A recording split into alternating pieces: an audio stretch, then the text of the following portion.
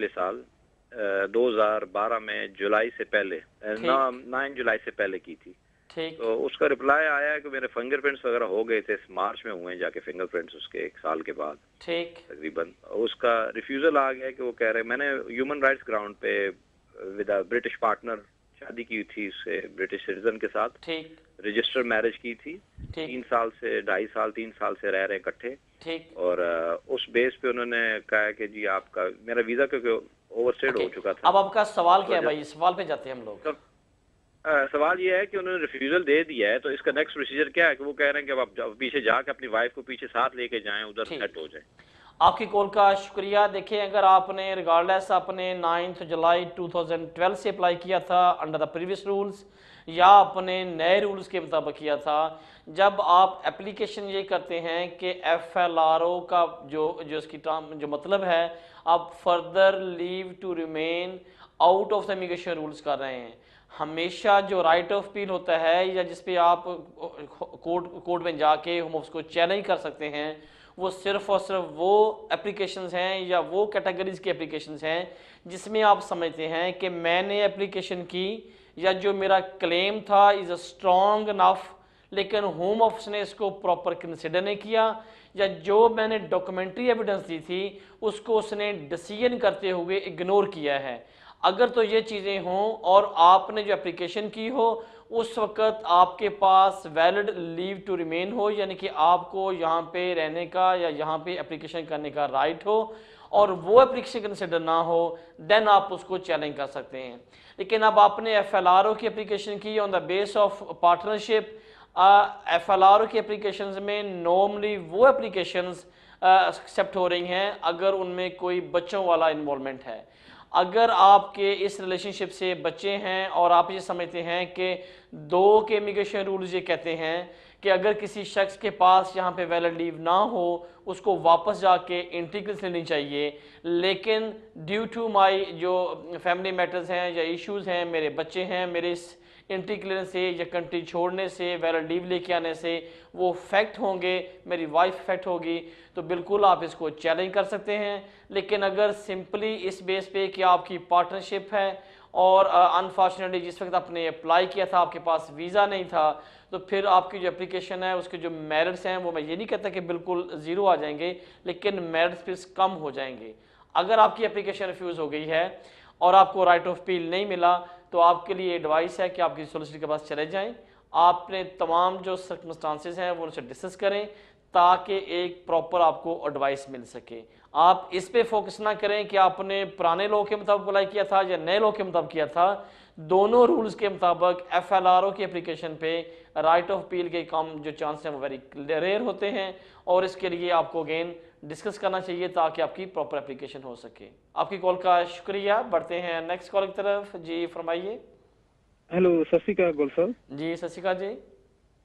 Sir साडा सवाल है, सानू इत्थे रहंदे ਨੂੰ 10 साल हो गए ने, लेकिन साडे बच्चे दी एज जो अभी 8 ईयर क्लियर कर लेने उन्होंने, ठीक साडा ना ਅਸੀਂ ਪਹਿਲਾਂ ਕੇਸ ਸਾਡਾ ਪਹਿਲੇ 2-3 ਸਾਲ ਪਹਿਲਾਂ ਤੋਂ ਚੱਲਦਾ ਆ ਰਿਹਾ, लेकिन ਉਹਨਾਂ ਰਿਫਿਊਜ਼ ਕੀਤਾ ਹੀ ਬਾਅਦ ਰਿਫਿਊਜ਼ ਨਹੀਂ ਕੀਤਾ, ਉਹ ਇਸ ਤਰ੍ਹਾਂ ਚੱਲਦਾ आ रहा। फिर बच्चे के बेस पे ਅਸੀਂ 9 जुलाई वाले जो लॉ आए थे उसके मुताबिक भी हमने एक एप्लीकेशन डाली थी ये बच्चा भी अभी 7 साल का हो गया, लेकिन उन्होंने बाद में जवाब भेजा, वो उन्होंने रिफ्यूज करके भेज दिया सारा कुछ।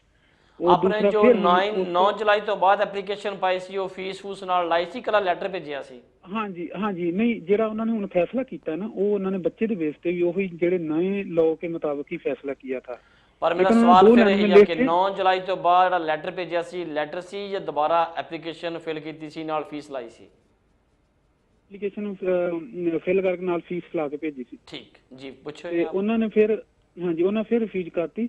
ਉਹ ਫਿਰ ਅਸੀਂ ਉਹ ਕੇਸ ਨੂੰ ਉਹ ਜਿਹੜਾ ਵਕੀਲ ਸੀ ਉਹ ਕਹਿੰਦਾ ਚੈਲੰਜ ਕਰਨਾ, ਉਹ ਚੈਲੰਜ ਕੀਤਾ ਹੈ। ਉਹਦੇ ਵਿੱਚ ਕੀ ਹੋ ਸਕਦਾ, ਹੁਣ ਉਹ 21 ਦਿਨ ਦਾ ਟਾਈਮ ਉਹਨਾਂ ਨੇ ਲੈ ਲਿਆ ਸੀ ਪਹਿਲੇ, ਹੁਣ ਫਿਰ ਉਹ ਕਹਿ ਰਹੇ ਨੇ ਸਾਨੂੰ 2 ਵੀਕ ਦਾ टाइम हो दो, ਅਸੀਂ कोई ना कोई फैसला करेंगे। जो जुडिशियल रिव्यू के सोलिसिटर होते हैं ना वो ऐसा कह रहे हैं, तो वो क्या करेंगे आगे, क्या हो सकता है, प्लीज हमें बता दें। ठीक, थोड़ी कॉल का शुक्रिया। मैंने ये नहीं पता कि की हो सकता, लेकिन जड़ा लॉ है या प्रोसीजर है मैं तुहानू दस दिना। अगर थोड़ी एप्लीकेशन रिफ्यूज़ हो जाए, थानू राइट ऑफ अपील ना होवे या तुसीं समझदे कि जिहड़ी उन्हें रिफ्यूज़ की रॉन्ग की उन्हें चैलेंज कर सकते हैं, तुहाडे वकील ने मेरे ख्याल उस केस में चैलेंज करता। हुण वेट करो, 21 डे का नोटिस दिता।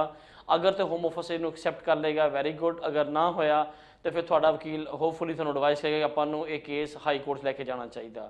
अगेन असी अपने व्यूअर्स में मैं काफ़ी कहने की कोशिश करता या अपने क्लाइंट्स ने भी कि अगर थोड़ा 7 ईयर्स की बेस से केस रिफ्यूज़ होंदा तो बिल्कुल इन्हों चैलेंज करना चाहिए ताकि कोई अच्छा डिसीजन थोड़े फेवर च आ सके।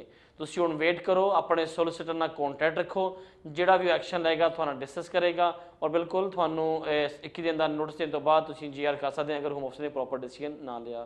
थोड़ी कॉल का शुक्रिया। बढ़ते हैं नेक्स्ट कॉल की तरफ। जी फरमाइए। जी अस्सलाम वालेकुम। वालेकुम अस्सलाम। जी मेरा क्वेश्चन ये कि हमने अभी फैमिली बेस के लिए विजिट वीज़ा का भेजा था। ठीक। 7 इयर्स फैमिली वीज़ा का, तो अभी 8 मंथ हो गए, अभी तक इनका कोई हमें रिप्लाई नहीं आया और फिंगरप्रिंट्स वगैरह हमारी हो गई हैं। तो हमने अभी हमें क्या करना चाहिए, क्योंकि सब कह रहे हैं कि अभी अगर हमने इनको एप्लीकेशन लिखी कि हमें रिप्लाई चाहिए तो आजकल सबको रिजेक्ट करके भेज रहे हैं, तो हमको वेट करना चाहिए या अपने वकील को बोल के आपने क्या अप्लाई किया? 7 साल बच्चे की बेस पे अप्लाई किया है? नहीं 7 इयर्स फैमिली वीज़ा के लिए। ओके अगेन फैमिली वीज़ा क्या है? थोड़ा सा बोल रही, मुझे समझ नहीं लगी शायद। जी मेरी हम 2 सिस्टर्स हैं, अम्मी है अब्बू हैं। 7 इयर्स फैमिली वीज़ा जो फैमिली बेस पे निकाला था ना हमने। और ठीक आपकी आप 18 साल से आपकी एज क्या है जी बच्चों की? मेरी छोटी बेटी की एज है 14 इयर्स और जो बड़ी है उसकी है 9 इयर्स। ओके आपकी कॉल का शुक्रिया। देखें अगेन अगर आपने एप्लीकेशन की हुई है वेट करें, उसमें लॉ बड़ा क्लियर था कि अगर आप बच्चों के साथ यहाँ पे 7 साल गुजार लें तो आप और बच्चों की एज जो 18 साल से कम होनी चाहिए तो वो आपके फेवर में डिसीजन जाएगा। लेकिन अगर उनमें से आप में से एक बच्चा आपने बताया कि शायद उसकी 19 एज है तो उसके लिए ये आता है कि अगर किसी बच्चे की एज 18 साल से अबव हो लेकिन 25 से कम हो लेकिन मोस्ट ऑफ टाइम उसने यहाँ पे गुजार लिया हो तो स्टिल आप इसमें क्वालिफाइड करते हैं। आप अपने लेटर लिखना लिख लें, आपने अप्लाई कर दिया है, वेट करें जो भी डिसीजन आएगा उसके बाद अपना एक्शन ले सकते हैं। लेकिन दो आपकी ने बिल्कुल सही सुना, काफ़ी सारे केसेस में वो रिफ्यूज़ कर रहे हैं। मेरा ख्याल है कि होम ऑफिस डेफिनेटली इतने सारे जो केसेस हैं वो चैलेंज हो रहे हैं तो होम ऑफिस को ये कोई ना कोई डिसीजन अपना जो एटीट्यूड है वो चेंज करना होगा, क्योंकि लॉ के मुताबिक बड़ा क्लियर बताया था कि अगर आप 7 साल के साथ बच्चों के साथ यहाँ पे गुजार लें और बच्चों की एज 18 साल से कम हो तो आप क्वालिफाइड करते हैं कि आपको यहाँ से 2.5 ईयर्स की लीव मिलेगी और 4 एक्सटेंशन के बाद आपको इंडेफिनिट मिलेगा। लेकिन होम ऑफिस अपने एक पॉइंट पे अपना डटा हुआ है कि जब आप एप्लीकेशन कर रहे हैं तो आप अपने एक्सेप्शनल सर्कमस्टांसेस बताएं कि आप वापस जाके अपने होम कंट्री में सेटल नहीं हो सकते, और सेकेंडली राइट ऑफ अपील नहीं दे रहा है कि आपने जब एप्लीकेशन की थी आपके पास वैलिड लीव नहीं था। इन दोनों पॉइंटों को बहुत सारी एप्लीकेशन में चैलेंज किया जा रहा है क्योंकि बिल्कुल ये ह्यूमन राइट्स के ख़िलाफ़ है और इमिग्रेशन रूल्स के ख़िलाफ़ है कि आप एक पॉइंट को लेके एप्लीकेशन को रिफ्यूज़ कर रहे हो। अगर 7 साल यहाँ पे गुजार लिए तो बिल्कुल आपको कंसिडर करना चाहिए। अगर एक्सेप्शनल सर्कमस्टांसेस 7 साल में आप इस्टेब्लिश नहीं हुए तो आप उसके अलावा आपको क्या एविडेंस दी जाए। बहुत सारे केस चैलेंज हो रहे हैं। अगर किसी का 7 साल की बेस पे रिफ्यूज़ होता है तो मैं बड़े प्राउड से कहता हूँ कि प्लीज़ आप इसको बिल्कुल चैलेंज करें। अगर आपके बिल्कुल क्लेम या एक्सेप्शनल सर्कमस्टांसेस हैं तो ऑटोमेटिकली जो है कोर्ट अपना जो डिसीजन है वो एक बैलेंस में देगा, इसलिए आप इसको चैलेंज करें और आपकी एबिलिटी है आप वेट करें जो डिसीजन आएगा उसके बाद अपना एक्शन प्लान करना। आपकी कॉल का शुक्रिया। बढ़ते हैं नेक्स्ट कॉल की तरफ। जी फरमाइए। अस्सलाम वालेकुम। वालेकुम अस्सलाम। मैंने पूछना था कि नेक्स्ट ईयर मैं इंडेफिनिट के लिए अप्लाई करूंगी। ठीक। और मुझे 7 साल हो जाएंगे अगस्त में। ठीक। मैं पाकिस्तान जाने का सोच रही हूँ नेक्स्ट वीक का, तो इंडेफिनिट अप्लाई करने में प्रॉब्लम तो नहीं होगा अगर मैं पाकिस्तान चली जाती हूँ नेक्स्ट मंथ में? आपको नेक्स्ट ईयर अगस्त में 10 ईयर्स हो जाएंगे जहाँ पे? नहीं 7 साल हो जाएंगे अगस्त में हमें। आपने किस बेस पे इंडेफिनिट अप्लाई करना है मैडम? HSMP के। ठीक, आपकी कॉल का शुक्रिया। कोई बात नहीं, अगर आपके पास HSMP वीज़ा है आप जा सकती हैं, कोई प्रॉब्लम नहीं। एज़ फार एज़ आप 90 डेज से ज़्यादा बाहर स्टे ना करें लास्ट ईयर में, इन टोटल इसी तरीके से फिगर आउट कर लें तो बिल्कुल आप इस साल जा सकती हैं नेक्स्ट अपना इंडेफिनिट। क्योंकि अगर 5 साल पूरे करने की बेस पे या HSMP या वर्क परमिट की बेस पे अप्लाई करते हैं तो इसमें आपका ट्रैवल करना, अपने कंट्री में जाना या किसी और कंट्री में विजिट करना, इसमें कोई इफेक्ट नहीं करता। एज़ फार एज़ आप उसकी जो एक लिमिट है वो 90 डेज़ है, उससे ज़्यादा पर ईयर के हिसाब से आप अब्रॉड स्टे नहीं करते। बिल्कुल आप ट्रैवल कर सकती हैं। नेक्स्ट जब आपके 5 साल पूरे होंगे, अपने जो रिक्वायरमेंट्स हैं 5 साल की बेस पे आपका जो इनकम थ्रेशोल्ड है और लाइफ इंश्योरेंस टेस्ट पास करते हुए आप अप्लाई करें, आपको इंडेफिनिट ग्रांट हो जाएगा। आपकी कॉल का शुक्रिया। बढ़ते हैं नेक्स्ट कॉल की तरफ। जी फरमाइए। जी अस्सलाम वालेकुम। वालेकुम अस्सलाम।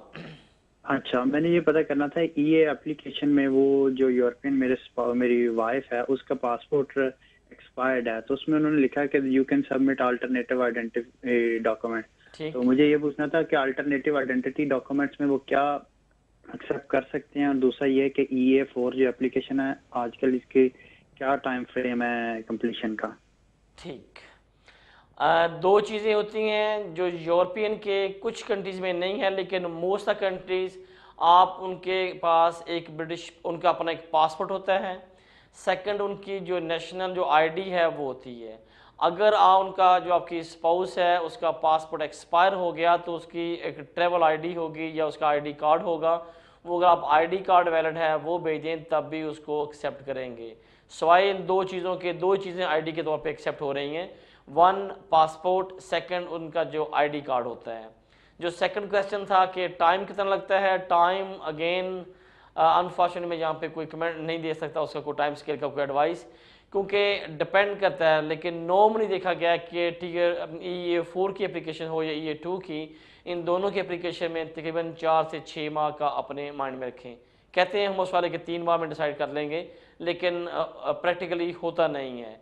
अगर जल्दी हो जाए वेल एंड गुड, वरना आप 4 से 6 माह का अंदाज़ा लगा के अपनी एप्लीकेशन कर दें। आपकी कॉल का शुक्रिया। बढ़ते हैं नेक्स्ट कॉल की तरफ। जी फरमाइए। अस्सलाम वालेकुम। वालेकुम अस्सलाम। सर हम 3 दोस्त थे, हमारा PSW रिफ्यूज हुआ था। ठीक। और उसके बाद अप्रैल में हमारी डेट थी, तो वो UKBA ने विड्रॉ करा लिया था अपना केस। ठीक।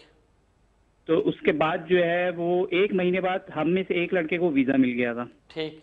बाकी हम 2 जो है वो अभी तक वेट कर रहे थे।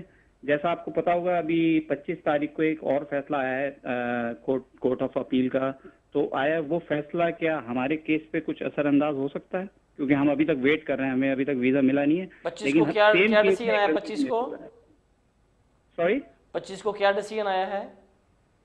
वो एक PSW के ही केस का था, कोर्ट ऑफ अपील का, तो वो स्टूडेंट के अगेंस्ट आया है डिसीजन। ठीक, आपकी कॉल का शुक्रिया। देखें, जब लॉ में जाते हैं तो इसमें आप कंपेयर नहीं कर सकते कि मेरे एक पर्सन को मिल गया, दूसरे को नहीं मिला, तीसरे को मिल गया, फोर्थ को नहीं मिला। हर बंदे की जो आपकी एप्लीकेशन है, जिस कैटेगरी में अप्लाई कर रहे हैं, उसकी इंडिविजुअल रिक्वायरमेंट्स हैं, आपने वो फुलफिल करते हुए अप्लाई करना है। अब लेट से अगर आपके 3 दोस्त थे, तीनों ने अपनी इंडिविजुअल एप्लीकेशन की PSW के लिए या किसी भी एप्लीकेशन के लिए, तो उनकी जो रिक्वायरमेंट हैं एज़ फार एज़ वो पूरी हो रही हैं तो फिर तो कोई प्रॉब्लम नहीं। लेकिन मेरा ख्याल है कि लोग शायद जो दोस्त मेरे जो हैं व्यूअर्स या क्लाइंट्स ये अज्यूम कर रहे हैं कि जो टियर 1 एंटरप्रेन्योर जो 50,000 पाउंड वाली स्कीम में है, इनका ऑलमोस्ट सेम आंसर आ रहे हैं, जो कि जो फैक्ट है कि वो ये बात रॉन्ग है। जिन लोगों ने अप्लाई किया एंटरप्रेन्योर की बेस पे 50,000 की जो रिक्वायरमेंट है उस पर, उनमें डिफरेंट डिसीजन आ रहा है। किसी लोगों को जो आ रहा है वो ये आ रहा है कि जो आपका जो कॉन्ट्रैक्ट है वो एवरी या ईच पेज है वो साइन नहीं है। नंबर 2, सम केस में ये आ रहा है कि आपने जो सेकंड पार्टी है कॉन्ट्रैक्ट में उसकी प्रॉपर डिटेल्स नहीं है, उनका फ़ोन नंबर नहीं है, वेबसाइट नहीं है, उनको हमने कॉल करने की कोशिश की है वो नहीं है। इसके साथ ही साथ जो दूसरी इसमें जो रिफ्यूज़ल में जो इश्यूज़ आ रहे हैं वो ये आ रहा है कि जो थर्ड पार्टी आपको स्पॉन्सर कर रही है उसने प्रॉपर दोनों पार्टीज़ का जो डिक्लेरेशन में प्रॉपर नाम नहीं थे, या बैंक ने जो लेटर निकाला है उसमें दोनों पार्टीज़ को नॉमिनेट या वहाँ पे मेंशन नहीं किया गया। अब बात आती है क्वेश्चन के आपको कंसिडर क्या करना चाहिए।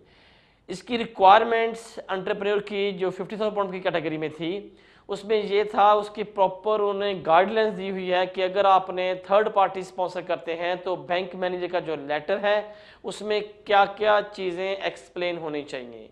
इसी तरीके से जो थर्ड पार्टी, अगर मैं कहता हूँ कि मैं अपने 50,000 पाउंड ABC को इन्वेस्टमेंट के लिए दूंगा और 2 बंदों की टीम है लेकिन मैं नाम एक लिखता हूँ, तो अनफॉर्चुनेटली वो एप्लीकेशन रिफ्यूज़ होगी। वो उसमें दोनों के इंडिविजुअल जो टीम ऑफ द एंटरप्रेन्योर है दोनों के नाम डिक्लेरेशन में, बैंक के लेटर में, दोनों में मेंशन होने चाहिए। इसलिए मेरे भाई अगर आपका एक दोस्त का एक्सेप्ट हो गया, दो का नहीं हुआ, इसमें 4-5 जो मेजर कैटेगरीज हैं वो कॉन्ट्रैक्ट पे इशू आ रहा है, थर्ड पार्टी स्पॉन्सर पे आ रहा है, इसके अलावा जो आपका जो डॉक्यूमेंटेशन है वो बैंक के लेटर्स पे आ रहा है, या जो आपने डिटेल्स दी हैं सम किस्म में ये देखने में आता है कि आपने उन्हें कॉन्टैक्ट करने की कोशिश की है वो कंफर्म नहीं हुआ, तो इसलिए फिर आपका और आपके दोस्त के साथ मैच करना कोई वर्थ नहीं करता। अगर आपकी एप्लीकेशन रिफ्यूज हुई है और आप समझते हैं कि आपके जो डॉक्यूमेंटेशन थी या डॉक्यूमेंट्स थे वो प्रॉपरली एब्सोल्युटली वो रिक्वायरमेंट के मुताबिक थे, बिल्कुल चैलेंज करें उसको। इसलिए आप दोस्तों को या किसी और पे या कंसल्टेंट के 5 उसने केस डाले, 2 एक्सेप्ट हो गया, 3 नहीं हुए, सोलिसिटर ने 6 डाले, 1 एक्सेप्ट हो गया, 4 नहीं हुए, इस पर बिल्कुल फोकस ना करें। आप अपने इंडिविजुअल कैटेगरी को देखें।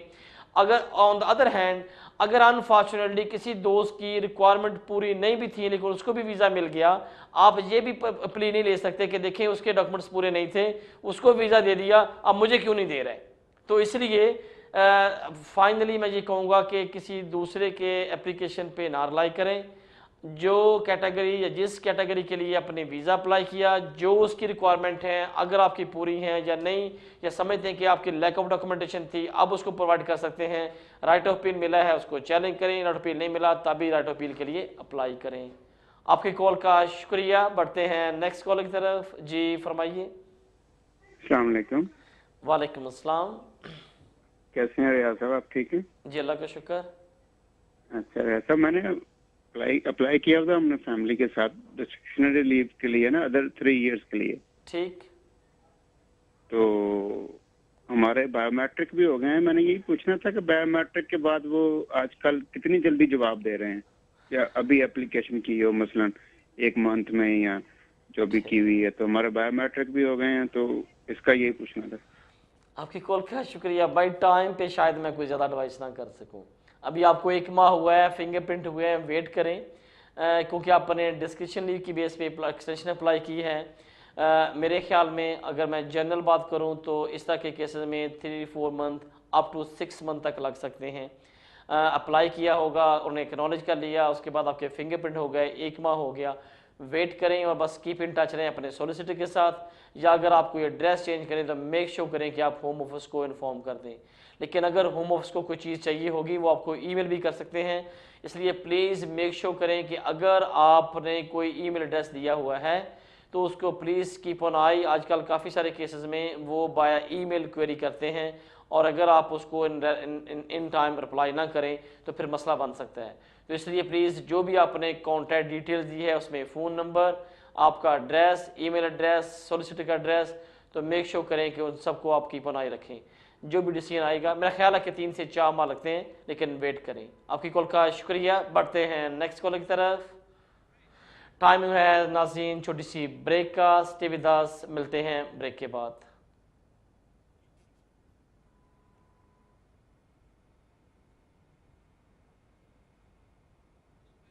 Okay, hello my friend, how are you? Are you doing controlling today? Are you doing controlling today? Controlling.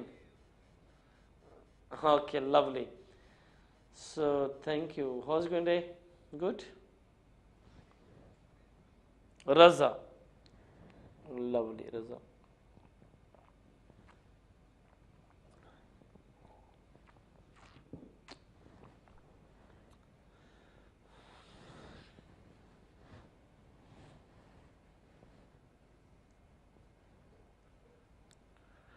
Where's other people? अच्छा संदीप क्या हाल है? No problem.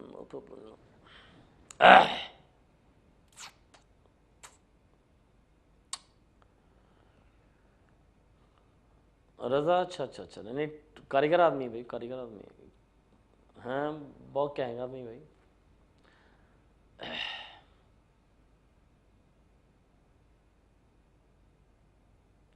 ਤੁਸੀਂ ਲਾਸਟ ਵੀਕ ਸ਼ਾਦੀ ਤੇ ਗਏ ਸੀ?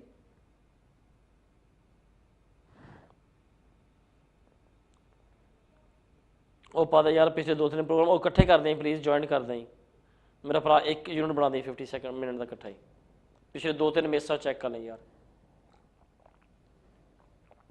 ਕਹਿੰਦੇ ਬੜੀਆਂ ਲੁੱਡੀਆਂ ਪਾਈਆਂ ਵਿਆਹ ਤੇ ਤੂੰ ਯਾਰ। ਅੱਛਾ ਚਲੋ ਆਦਲ ਖੁਸ਼ ਹੋ ਗਿਆ ਨਾ, very good.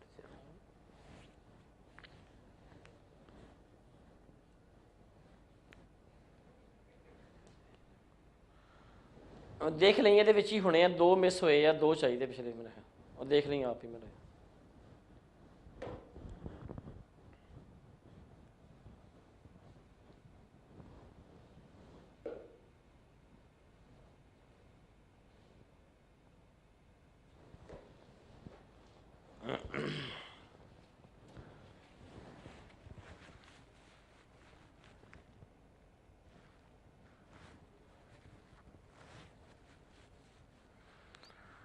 Is the house calling? Is any busy or quiet?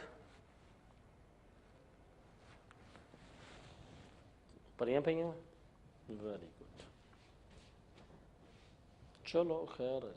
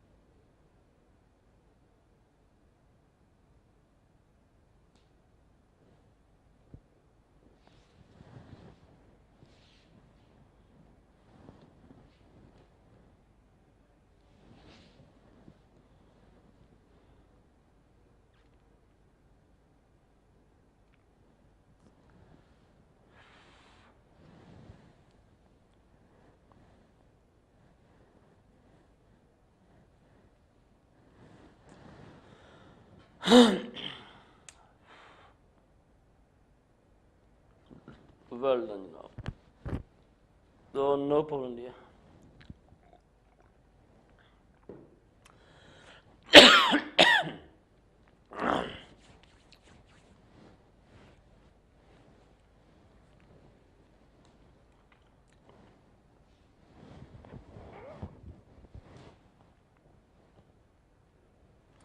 आवाज आ रही?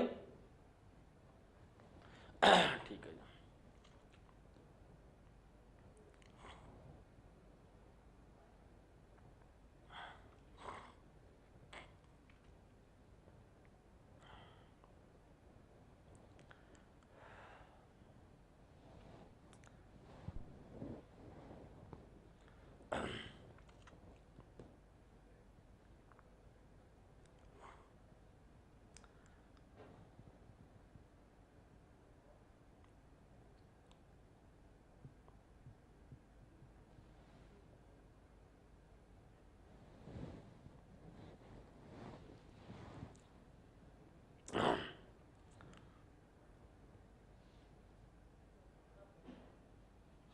वेलकम बैक नाज़रीन, बढ़ते हैं फर्स्ट कॉल की तरफ। जी फरमाइए। जी अस्सलाम वालेकुम रियाज भाई, क्या हाल है? ठीक है जी, अल्लाह का शुक्र। जी सर, मेरे 2 छोटे से क्वेश्चन थे आपसे। एक क्वेश्चन ये था कि मुझे डिस्क्रिप्शनरी लीव मिली थी 2.5 साल की ना, जो क्योंकि मेरी वाइफ काम नहीं थी करती, तो मैंने स्पाउस वीजा नहीं अप्लाई किया, FIR किया था। ठीक। 2.5 साल की डिस्क्रिप्शनरी लीव मिली थी, 10 साल की 4 एक्सटेंशन करनी है। मैं आपसे पूछ सकता था, अगर मैं अभी काम करके अगर अपने 6 महीने में 18,600 तक हम दोनों मियाँ बीवी कर ले, तो क्या स्पाउस वीजा मैं अभी अप्लाई कर सकता हूँ इन कंट्री रहते हुए?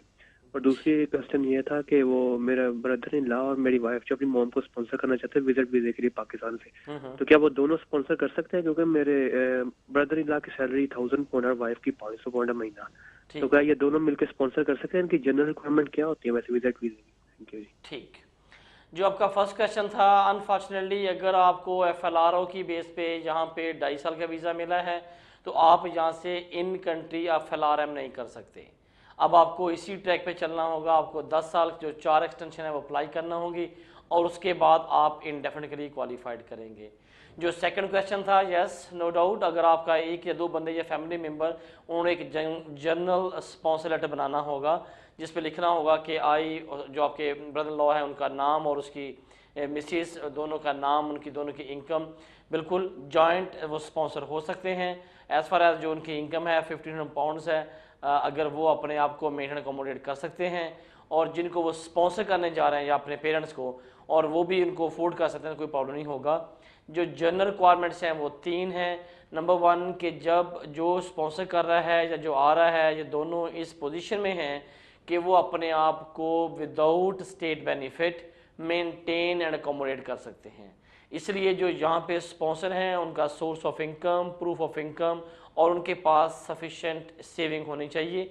6 मंथ का प्रूफ हमेशा आइडियल होगा। वो 6 मंथ की वेज स्लिप्स, बैंक स्टेटमेंट साथ लगाएं ताकि इस्टेब्लिश हो कि इनके पास सफिशेंट फंड्स हैं। अकोमोडेशन के लिए अगेन वो जितनी भी उनकी फैमिली है और साथ उनके पास एडिशनल रूम है कि जब उनके पेरेंट्स या फैमिली मेम्बर जो आएंगे वो वहाँ पे इजीली वहाँ पे अकोमोडेट हो सकेंगे। और थर्डली जो पाकिस्तान से जो आपके उनके फैमिली मेम्बर हैं, पेरेंट्स हैं, जो भी हैं, अगर वो अप्लाई कर रहे हैं और इसमें ये वो इस्टेब्लिश कर रहे हैं कि उनका जो होल एंड सोल जो इंटेंशन है वो just come to the UK to visit the UK and the family, और उसके बाद विद इन ऑथराइज टाइम उन्हें वापस चले जाना है, तो बिल्कुल कोई प्रॉब्लम नहीं होगा, होम ऑफिस उनको वीज़ा ग्रांट कर देगा। आपकी कॉल का शुक्रिया। बढ़ते हैं नेक्स्ट कॉल की तरफ। जी फरमाइए। हेलो, अस्सलाम वालेकुम। वालेकुम अस्सलाम। सर जी मैनू कोई 2 साल तो उत्ते हो गया, मैं विआह कीता सी थे अंडर और द इमिग्रेशन रूल। ठीक।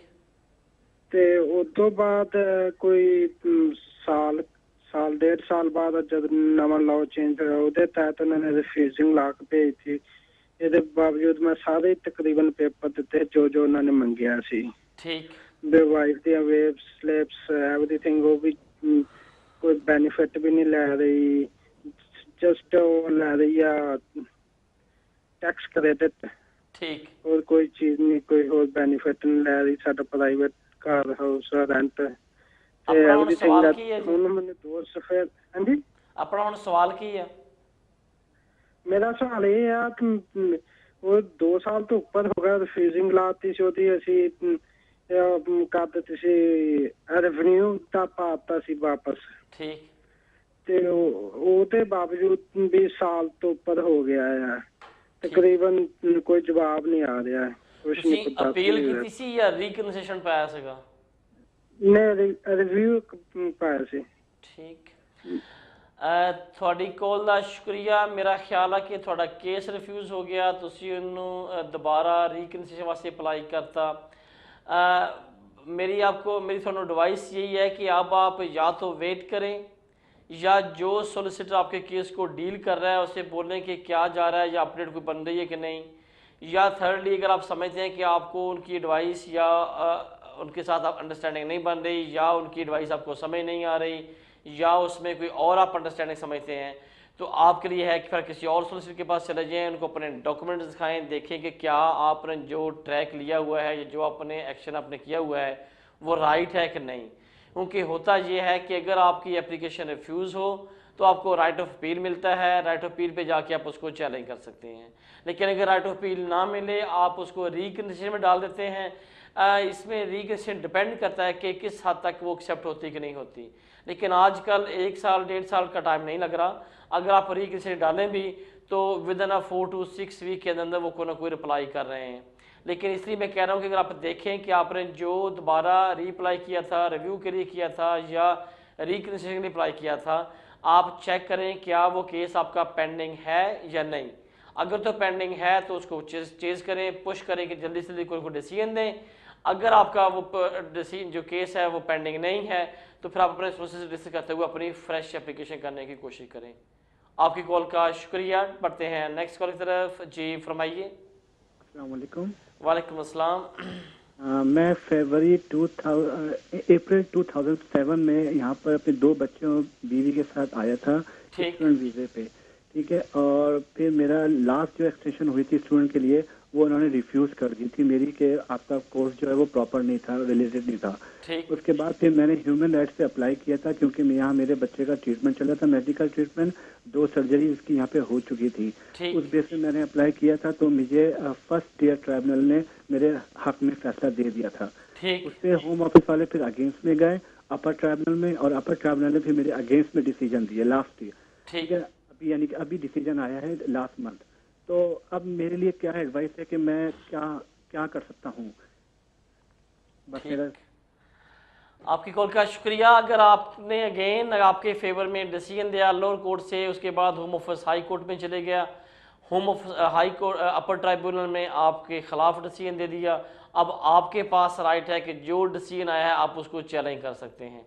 आप अपने सोल्यूशन से डिस्कस करें कि ताकि जो उनका डिसीजन आया है, 2 के 1 कोर्ट ने आपकी फेवर में दिया, उससे ऊपर वाली कोर्ट ने आपके खिलाफ दे दिया, अगेन अगर उसके बाद आप समझते हैं कि आपका केस स्ट्रॉन्ग है या आपका रिकन्सिडरेशन होनी चाहिए, तो आप उससे अपर टू अपर ट्राइब्यूनल में जा सकते हैं, ताकि या फिर चेक करें कि मेरा ख्याल है कि अगर अपर टू ऊपर आपको राइट अपील नहीं मिलता तो आप उसको हाई कोर्ट में भी चैलेंज कर सकते हैं। डिस्कस करें अपने सोलिसिटर के साथ या किसी जो आपको अंडरस्टैंड करते हैं कि अगर आप किसी एक्सपर्ट्स के पास चले जाएँ, बेशक उनसे डिस्कस करते हुए अपना उसको केस को चैलेंज करें। और अगर समझते हैं कि जिनका जो लास्ट डिसीजन है वो बिल्कुल मेरिट्स पे है, उसको चैलेंज करना अब आपके लिए मुश्किल है, तो फिर आप कंसिडर करें कि आपको फ्रेश एप्लीकेशन करनी पॉसिबल है या नहीं। रीज़न इसमें क्या है कि आप स्टूडेंट यहाँ पे आए थे, अनफॉर्चुनेटली बेबी का प्रॉब्लम हो गया, ट्रीटमेंट हुई, मेडिकल पे आपने अप्लाई किया, जो मेडिकल की बेस पे वीज़ा मिलता है वो 6 मंथ का वीज़ा मिलता है, उसके बाद आपको एक्सटेंशन अप्लाई करना पड़ती है। अब देख लें अगर आपको कोई वीज़ा नहीं मिला दोबारा फ्रेश एप्लीकेशन भी कर सकते हैं, एज़ फार एज़ आपके बच्चे की अभी भी ट्रीटमेंट हो रही होगी और आपके पास सफिशेंट फंड्स हैं टू उसको प्राइवेटली अफोर्ड करने के लिए, क्योंकि ये 2 कंडीशंस हैं मेडिकल की बेस पे वीज़ा अप्लाई करने के लिए। नंबर 1 कि आपकी जो अंडर ट्रीटमेंट हैं, और सेकंड आप इस पोजीशन में हैं कि प्राइवेटली आप जो मेडिकल जितने भी एक्सपेंसेस हैं उसको बर्दाश्त कर सकें, और आपकी जो अपॉइंटमेंट्स हैं, जो उसके साथ डायरी है डॉक्टर के साथ, कंसल्टेंट के साथ या हॉस्पिटल के साथ, तो वो सारी चीज़ें साथ लगा के आप बिल्कुल फ्रेश एप्लीकेशन भी कर सकते हैं। आपकी कॉल का शुक्रिया। बढ़ते हैं नेक्स्ट कॉल की तरफ। जी फरमाइए। जी भाई, मेरे 2 क्वेश्चन है आपसे। फरमाइए। पहला क्वेश्चन ये कि मेरे हस्बैंड स्पाउस वीज़ा पे यहाँ पे आए थे और मैं भी जॉब करती थी, वो भी जॉब कर रहे हैं पार्ट टाइम। अब मेरी बेटी हो गई है तो मैं कंटिन्यू नहीं कर सकती, लेकिन उनकी सैलरी इतनी है कि हम उसमें अफोर्ड नहीं कर सकते रेंट, तो मैंने काउंसिल पे अप्लाई कर दिया, तो अभी मेरे पास टेम्परेरी अकोमोडेशन है। तो पहला क्वेश्चन ये है भाई कि क्या मेरे हस्बैंड को कोई प्रॉब्लम तो नहीं होगी इनडेफिनेट लीव लेने के लिए, क्योंकि जॉब तो वो कर रहे हैं लेकिन जो जॉब है उसमें फुल टाइम अवेलेबल नहीं है, पार्ट टाइम ही है, और जबकि वो यहाँ पे आए हैं बस उनके अबाउट 5 मंथ्स रह गए हैं इंडेफिनेट लेने के। और सेकंड क्वेश्चन ये है भाई कि एक्चुअली मैंने ये किया कि जब मैंने काउंसिल पे अप्लाई किया तो मैंने वहाँ पे मेरे टोटल 3 अकाउंट्स हैं, लेकिन मैंने बस एक ही डिक्लेयर किया। जो दूसरे 2 हैं उनका जो टोटल बैलेंस बनता है वो अबाउट 4,500 पाउंड बनता है, तो वो मैंने बंद करा दिए हैं अकाउंट अप्लाई करने के बाद। अब मुझे ये डर लग रहा है कि काउंसिल, मेरे कईयों ने कहा है कि काउंसिल सब अकाउंट्स देख सकती है, तो बस मैं ये जानना चाहती हूँ कि इसका क्या होगा अगर वो पूछते भी हैं तो मैं क्या उनको कहूँ, क्योंकि वो 4,500 तो इनफ नहीं है करने के लिए रेंट वगैरह। आपकी कॉल का शुक्रिया। 4,500 काफ़ी मनी है, 5-6 महीने या 2-3-4 महीनों का कम से कम रेंट अफोर्ड हो सकता है एक नॉर्मल फैमिली के लिए। लेकिन चलो मैं कम टू द पॉइंट, जो अपने जिस एडवाइस के लिए आपने कॉल किया, जो फर्स्ट है कि अगर कोई शख्स यहाँ पे स्पाउस वीज़े पे आता है तो आपने अंडरटेकिंग दी थी कि हम इस पोजीशन में हैं कि हम अपने आप को मेंटेन अकोमोडेट कर सकते हैं विदाउट स्टेट बेनिफिट। अब विद इन 1 ईयर आपके ये हालात बदल गए। अगर किसी किस्म के बेनिफिट आप ले रहे हैं या आपका हस्बैंड या आपकी फैमिली सवाए चाइल्ड बेनिफिट के, तो अनफॉर्चुनेटली जब वो इंडेफिनिट की एप्लीकेशन करेंगे तो उस पर अफेक्ट हो सकता है, ना हो मालूम नहीं, लेकिन होने के चांसेस हैं कि वो कह सकते हैं कि आप बेनिफिट ले रहे हैं और इसमें अब आप के साथ एप्लीकेशन को कैसे कंसिडर करते हैं। जो सेकंड क्वेश्चन था कि आपके पास अकाउंट थे, बंद हो गए, पैसे थे, अब आपने जब एक डिक्लेयर किया, दूसरे अकाउंट्स नहीं किए, जो फैक्ट्स हैं, हमेशा आप कोई एप्लीकेशन करें, किसी से क्लेम करें, तो ये बड़ी जो जनरल प्रिंसिपल है वो ये है कि प्लीज़ डोंट हाइड, कोई चीज़ ऐसी चीज़ें हाइड ना करें, उसका बाद में बहुत ज़्यादा नुकसान होता है। और क्योंकि अगर आपके पास ये पैसे थे या आपने किसी से बोरो किए हुए थे, आपकी अपनी मनी थी, आपने फिर बताया नहीं, कल को काउंसिल को पता चलेगा, ऑटोमेटिकली कुछ इशू आ सकते हैं। लेकिन अब आप रह रहे हैं किस तरह के किया, आप बेहतर से है कि आप जो आपने जो इमिग्रेशन मैटर को ज़्यादा कंसंट्रेट करें कि अगर किसी किस्म के आप बेनिफिट ले रहे हैं उसका आपके हस्बैंड की इंडेफिनिट एप्लीकेशन पे इफेक्ट हो सकता है। इसलिए कोशिश करें, क्योंकि लास्ट 5 मंथ हैं, अगर 5 मंथ सिर्फ लास्ट रहते हैं उनमें आप अपने आप को मेंटेन अकोमोडेट कर लें। जब आपके हस्बैंड के पास इंडेफिनिट लीव टू रिमेन होगा तो फिर आप दोनों की जो इमिग्रेशन स्टेटस होगा वो इंडिविजुअल हो जाएगा, आप किसी एक दूसरे पे डिपेंड नहीं करते, और उसके बाद जो भी कोई एप्लीकेशन होगी उस पर जो आपके बेनिफिट वाले इश्यूज़ हैं वो इफेक्ट नहीं करते। इसलिए जिस शख्स के पास टेम्परेरी एडमिशन होता है वो उसमें स्पाउस वीज़ा हो या किसी किस्म की भी टेम्परेरी एडमिशन मीन्स वो टियर 1 पे हो, 2 पे हो, 5 पे हो, 4 पे हो, किसी किस्म की जो लिमिटेड लीव है अगर आप उस पे रहते होगे, किसी किस्म के भी बेनिफिट क्लेम करते हो तो आपकी एक्सटेंशन पे या फर्दर लीव पे या सेटलमेंट लीव पे अफेक्ट करता है। लेकिन जब आपके पास इंडेफिनिट आ जाए फिर आप इंटाइटल हैं। अगर आपके सर्कमस्टांस ऐसे हों कि आप अपने आप को मेंटेन अकोमोडेट नहीं कर सकते तो जो काउंसिल की रिक्वायरमेंट्स हैं आप उस पर जाके अपना कोई भी क्लेम कर सकते हैं। लेकिन क्योंकि उस पर नेशनलिटी पे कोई इफेक्ट नहीं करता, इंडेफिनिट तक मेक श्योर कोशिश करनी चाहिए कि किसी किस्म के भी आप बेनिफिट से अवॉइड करें, ग्रेस करें। आपकी कॉल का शुक्रिया। बढ़ते हैं नेक्स्ट कॉल की तरफ। जी फरमाइए। अस्सलाम वालेकुम। वालेकुम अस्सलाम। हज़रत मेरे 3 सवाल हैं। मैं जो हूँ यहाँ पे लॉन्ग टर्म रेजिडेंसी के लिए इंटाइटल होऊंगा इंडेफिनिट लीव के लिए अक्टूबर में। ठीक। और मेरी वाइफ को मेरे साथ हो गए हैं 5 साल इस कंट्री में। ठीक। जब मैं स्टूडेंट था उस वक्त आई थी मेरी वाइफ, और फिर मैं TR1 जनरल लग गया तो फिर मेरी वाइफ को इन टोटल 5 साल हो गए एज ए डिपेंडेंट। पहला सवाल मेरा ये है कि क्या मेरी वाइफ मेरे साथ अप्लाई कर सकती हैं क्योंकि उनको ऑलरेडी 5 साल हो गए इंडेफिनिट के लिए अक्टूबर में। दूसरा सवाल मेरा ये है कि मेंटेनेंस, क्या मुझे मेंटेनेंस शो करना है जैसे मैं आज तक करता आया हूँ अपनी एक्सटेंशंस के लिए। और मेरा तीसरा सवाल ये है कि क्या मुझे मेरे कौन से फॉर्म यूज होंगे उसके लिए। ठीक, आपकी कॉल का शुक्रिया। आपने 10 साल लीगली यूके में स्पेंड किए। आप आज के लॉ के मुताबिक क्वालिफाइड करते हैं कि सेटो के तहत आप इंडेफिनिट अप्लाई कर दें। आपकी वाइफ ने आपके साथ 5 साल गुजारे, इसलिए कोई डिपेंडेंट के तौर पे 5 साल गुजार करता है तो उसको स्टेट वे राइट नहीं है कि उसको इंडेफिनिट मिल जाए। आपने अंडर सेटो इंडेफिनिट अप्लाई करना है। आपकी वाइफ के पास राइट है कि सेम एप्लीकेशन के साथ आपकी FLRM की एप्लीकेशन करेगी। आपको जब इंडेफिनिट ग्रांट हो जाएगा तो आपकी वाइफ को स्टेट वे उसी के साथ आपके डिपेंडेंट ऑफ द ILR का वीज़ा ग्रांट हो जाएगा। जब उनको ILR का वीज़ा मिल जाए तो वो विवन वेरी नेक्स्ट डे वो अपने इंडेफिनिट की एप्लीकेशन कर सकती हैं, क्योंकि उन्होंने जो 5 साल का प्रोबेशन पीरियड था, या बल्कि आप पे तो 2 साल का क्वालिफाइड करते हैं आप, तो जो लोग 9 जुलाई 2012 से पहले जहाँ पे स्पाउस आए हुए हैं उनको 2 साल की रिक्वायरमेंट है। लेकिन आपकी वाइफ ने 2 साल या 5 साल दोनों ही कैटेगरीज में अपने जो प्रोबेशन पीरियड था वो पूरा कर लिया। इसलिए जब उनको FLRM का वीज़ा मिलेगा तो इमीडिएटली वेरी नेक्स्ट डे जाके आप उनके इंडेफिनिट की एप्लीकेशन कर सकते हैं। फॉर्म आपके पास 2 ऑप्शंस हैं। आप अपना FLR की एप्लीकेशन करेंगे, वो तो सिर्फ बाई पोस्ट जाती है, वो सेम डे जा नहीं सकती। अगर तो आपकी मिसेस के पास वीज़ा हो तो आप अपनी अकेले की एप्लीकेशन भेज दें। जब आपको वीज़ा ला के इंडेफिनिट ला के आ जाएगा तो आप अपनी वाइफ को सेम डे के लिए FLRM पे लेके जा सकते हैं। या सेकंड ये है कि आप दोनों की एप्लीकेशन इकट्ठी भेज दें, तब भी आपको वीज़ा ला के आ जाएगा। लेकिन उसके बाद जब उनका FLRM मिल जाएगा तो उनका जो इंडेफिनिट है वो आप विंडो पे जाके सेम डे के लिए अप्लाई कर सकते हैं। फ़ीस क्या होगी डिपेंड करता है उस वक्त, अगर आज से चेंज ना हुई या चेंज हुई तो ऑटोमेटिकली आप चेक कर सकते हैं। मेक श्योर करें कि जो लेटेस्ट फॉर्म और जो अप्रोप्रिएट फ़ीस होगी the day you make the application आप उसको अटैच करना होगा। आपकी कॉल का शुक्रिया। बढ़ते हैं नेक्स्ट कॉल की तरफ। जी फरमाइए। अस्सलाम वालेकुम। वालेकुम अस्सलाम। सर मेरा क्वेश्चन ये था आपसे कि मैं अभी स्पाउस पीरियड पे हूँ 2 इयर्स के, 9 जुलाई से पहले मैंने अप्लाई किया था। ठीक। और मेरा क्वेश्चन ये है कि आगे फर्दर ILR मैंने अप्लाई करना है। ठीक। तो मैंने सुना है कि जो ILR पे अगर आपके ड्राइविंग लाइसेंस पे लाइक ऑफेंस है 6 पॉइंट्स राइट और IN10, तो मैं ये पूछना चाह रहा था कि क्या वो अफेक्ट करेगी मेरी ILR एप्लीकेशन पे या उस पर कोई असर नहीं पड़ेगा? ठीक, आपकी कॉल का शुक्रिया। देखें, एज फार एज आप स्पाउस वीजे पे जहाँ पे आए, आपने प्रोबिशन पीरियड जो था 2 साल पूरा कर लिया, आपका रिलेशनशिप सबसिस्टिंग है, आपकी वाइफ आपको सपोर्ट करती है, आपने जो 2 साल के डिफरेंट करस्पॉन्डेंस प्रूफ अपने लाइफ इंश्योरेंस पास करते हुए अप्लाई किया, अगर आपके इस ड्यूरिंग दिस 2 इयर्स आपके खिलाफ जो रोड ट्रैफिक पेनल्टी है जिसको 3 पॉइंट से 6 पॉइंट हैं, अगर वो माइनर इशू से हुए हैं तो इसका आपकी ILR पे इफेक्ट नहीं करेगा।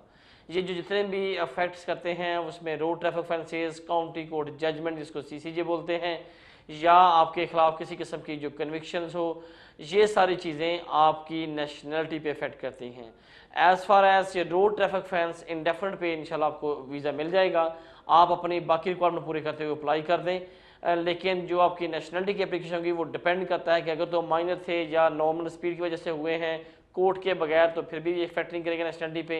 लेकिन अगर आपको कोर्ट में जाके वहाँ पे आपने इसको कंटेस्ट किया, कोर्ट ने आपके खिलाफ ऑर्डर किया, तो फिर आपको एक उनका चार्ट है, डायग्राम्स हैं, उसमें लिखा होता है कि अगर आपको ये आपके ऑफेंसेस हैं तो आपको 3 साल की अप्लाई नहीं कर सकते नेशनलिटी, या 2 साल के लिए, लेकिन वो उसके बाद उसको कंसिडर करना। लेकिन एट द टाइम बीइंग आप इंडेफिनिट की एप्लीकेशन कर देंगे, आपको वीज़ा ग्रांट हो जाएगा। आपकी कॉल का शुक्रिया। बढ़ते हैं नेक्स्ट कॉल की तरफ। जी फरमाइए। हेलो, अस्सलाम वालेकुम। वालेकुम अस्सलाम। जी सर, मेरा एक क्वेश्चन है कि मेरी डॉटर है, वो मेरे पास डिस्क्रिशनरी लीव है। ठीक। तो मेरी डॉटर पैदा हुई थी आज से 6-7 मंथ पहले, तो अब मैंने उसके वीजे के लिए भेजना है। मुझे ये पूछना था कि एक तो मैंने सुना कि डिस्क्रिशनरी लीव पे जो अब वीजे जा रहे हैं उनकी फीसेस चेंज हो गई हैं, और दूसरा ये कि क्या मैं इसका वीजा विंडो पे जाके अप्लाई कर सकती हूँ? ठीक। और मुझे दूसरा ये पूछना था कि मैं अभी सिंगल मॉम हूँ और मैंने बेनिफिट्स अप्लाई किए थे अभी, तो क्या मेरी नेक्स्ट ईयर एक्सटेंशन जानी है, तो क्या इस पे कोई इफेक्ट पड़ सकता है या नहीं पड़ सकता? बस मुझे मेरा ख्याल आपको जो डिस्क्रिशनरी मिली थी वो अंडर द ह्यूमन राइट्स से मिली थी, ड्यू टू द जो एक्सेप्शनल सर्कमस्टांसेस। नंबर 1 जो डिस्क्रिशन लीव की एप्लीकेशन है उसकी फ़ीस नहीं है। नंबर 2 आप इसको विंडो पे जाके मेरे ख्याल में, मैं शायद इस पर मेक श्योर नहीं हूँ, लेकिन मेरी अंडरस्टैंडिंग है कि आप इसको सेम डे अप्लाई नहीं कर सकते, आपको सिर्फ बाय पोस्ट भेजना होगा। नंबर 3 अगर आपके पास डिस्क्रिशन लीव हो तो आप बेनिफिट आप ले रहे हैं। अगर आपके ये बिल्कुल सिचुएशन ये है, सर्कमस्टांसेस ये हैं कि इसके बगैर आप सर्वाइव नहीं कर सकती, सिंगल पेरेंट्स आप बच्चे भी आप संभाल रही हैं, तो मुझे लगता है कि आपको कोई आपकी एक्सटेंशन में प्रॉब्लम नहीं आएगा। क्योंकि डिस्क्रिशन लीव जो होती है उसका मतलब ये है कि आप under the immigration rules qualified नहीं करते, लेकिन आपके सर्कमस्टांसेस को देखते हुए, आपके एक्सेप्शनल जो भी मिटिगेशन जो आपके सिचुएशन है उसको कंसिडर करते हुए होम ऑफिस ने अपनी डिस्क्रिशन पावर यूज़ करते हुए आपको एक लीव दी है, और उस लीव में आप यहाँ पे अपने रेजिडेंसी, वर्क और ट्रैवल के जो राइट्स हैं उसको एक्सरसाइज कर रही हैं। आप बिल्कुल आप उनको कर सकती हैं। एक्सटेंशन में अगर आपके वही सर्कमस्टांसेस हैं जो आपने पहले थे, तो बिल्कुल आप उनको एक्सप्लेन करें, और अगर बेनिफिट ले रही हैं तो बता दें कि ड्यू टू दिस सर्कमस्टांसेस आप क्लेम द बेनिफिट, तो मुझे लगता है कि आपकी एप्लीकेशन में कोई प्रॉब्लम नहीं होगा। आपकी कॉल का शुक्रिया। बढ़ते हैं नेक्स्ट कॉल की तरफ। जी फरमाइए। हेलो, अस्सलाम वालेकुम जी। वालेकुम अस्सलाम। मेरे 2 सवाल ने ਤੁਹਾਡੇ ਨਾਲ। सर मेरे को इंडेफिनेट है क्या? इंडेफिनेट मैं अपने मेरे पाकिस्तान ने मैं उन्होंने वीजे वास्ते अप्लाई करना है, ते सर मैं सेल्फ एम्प्लॉयड अप्लाई करना आपने? सर मैंने अप्लाई करना है नेक्स्ट मंथ में। किन के लिए अप्लाई करना आपने? बच्चों के वीजे के लिए, सेटलमेंट वीजे के लिए अप्लाई करना। ठीक ठीक ठीक जी, ठीक है सर। तो सर वो मुझे ये बताइएगा, मैं सेल्फ एम्प्लॉयड हूँ, तो मुझे कितने महीने की स्टेटमेंट चाहिए, 6 मंथ की या 3 महीने की? ठीक। और सर दूसरा सवाल है मेरा कि मेरे भाई हैं, उनके पास ब्रिटिश पासपोर्ट है, तो वो अपने बच्चों को लेके आए हैं इधर UK में। ठीक। तो सर वो उन्होंने अप्लाई किया है टैक्स क्रेडिट, ठीक, तो बाद में उनको कोई प्रॉब्लम नहीं होगी जब वो भाभी का और बच्चों का इंडेफिनिट करवाएंगे, उस वक्त कोई प्रॉब्लम तो नहीं होगी? ठीक। इसके अलावा उन्होंने कोई बेनिफिट अप्लाई नहीं किया, काउंसिल वगैरह का कुछ नहीं किया? ठीक। जो फर्स्ट क्वेश्चन था आपका, आपके पास इंडेफिनिट लीव टू रिमेन है, आप अपने बच्चों के लिए वीज़ा अप्लाई करना चाह रहे हैं एज अ डिपेंडेंट, और आपके पास दो ऑप्शंस होती हैं। अगर तो आप एम्प्लॉई हों तो आपको 6 मंथ की वेजेस स्लिप्स और 6 मंथ की जो आपकी बैंक स्टेटमेंट है वो अटैच करनी पड़ती है, और उसके अंदर आपने इस्टेब्लिश करना है, प्रूव करना है कि जो रिक्वायर्ड थ्रेशोल्ड फॉर इनकम है वो आपका पूरा हो रहा है। उसकी 18,600 फॉर आपकी वाइफ के लिए है, और अगर आपका एक बच्चा है तो आपकी जो इनकम होनी चाहिए वो 22,400। अगर आपके 2 बच्चे हों विद वाइफ फिर आपकी 24,800, लेकिन माशाल्लाह अगर बच्चे बढ़ते जाएं तो फिर आपको 2,400 के हिसाब से इनकम ऐड अप करनी ही होगी, और आपने एम्प्लॉय के तौर पर 6 मंथ का प्रूफ देना होगा।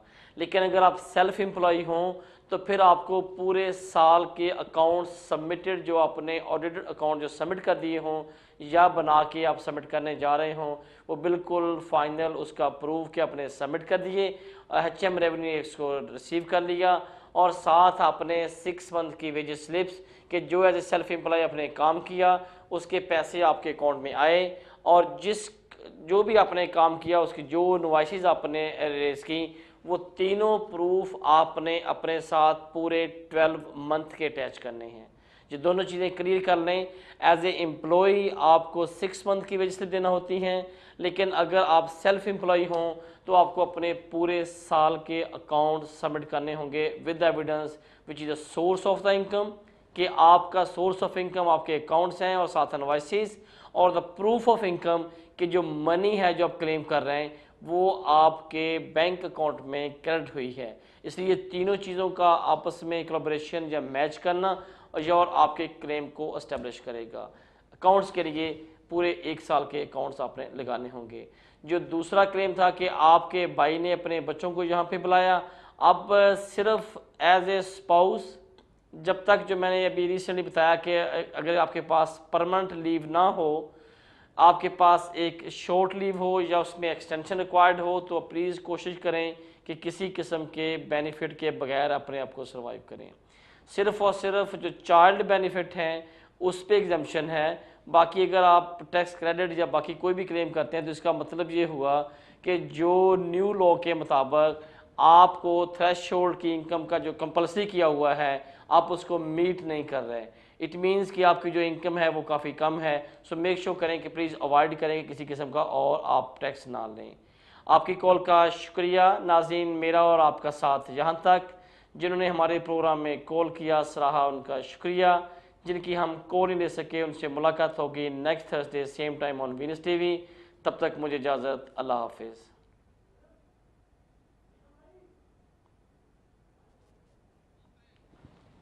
थैंक यू जनाब।